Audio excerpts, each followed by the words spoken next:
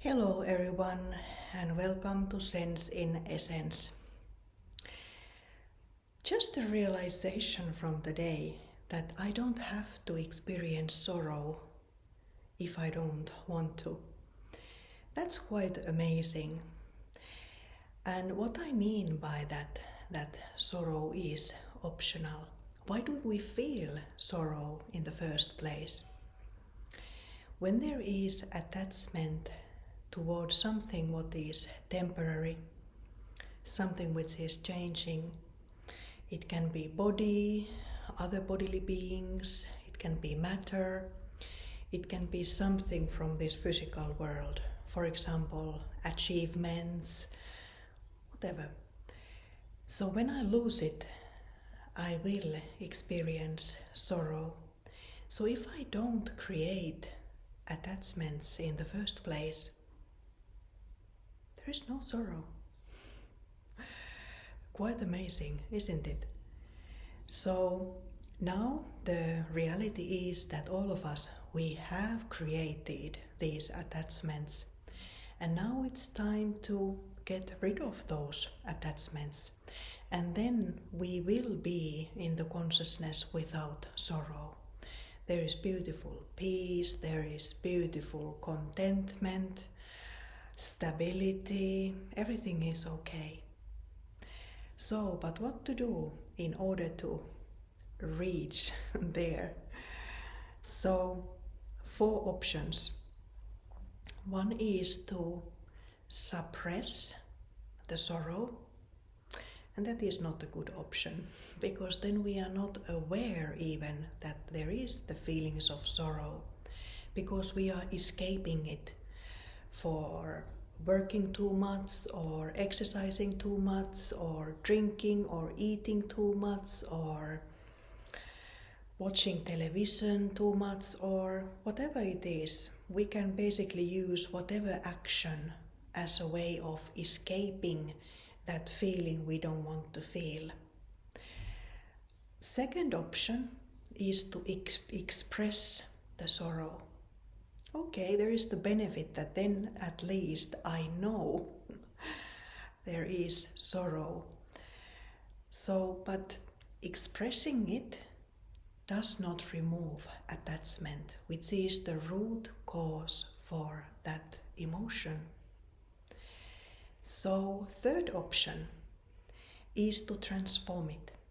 Transform sorrow into lightness, into contentment. Everything is okay. And how to do that? Using the spiritual understanding of I am a spiritual eternal being of light, connection to the Supreme Soul that gives the strength and power, and understanding that attachment is not love. Attachment is not needed for happiness. It is forced. When there is attachment, it is forcing me to experience sorrow. Because attachment is giving me happiness, it's true, but it will definitely give me sorrow as well. So those two goes always hand in hand, happiness and sorrow, if my happiness is attachment-based happiness. And the fourth option is the best one. I stabilize myself in spiritual consciousness, which is beyond the sorrow. Originally, we did not have any sorrow. We really were beautiful, happy, peaceful beings of light. So it's good that we are using as much as possible this first option, that we take time for 1 minute every now and then, or 15 minutes, whatever is comfortable for me, to stabilize myself in this experience. There is no reason to sorrow, everything is completely okay. I am eternal point of light, I am full of everything, nothing is lacking. I have my spiritual home, I have the connection to the Supreme. I am this beautiful being of light, perfect, full, safe and secure. Because now we are strengthening that our original awareness.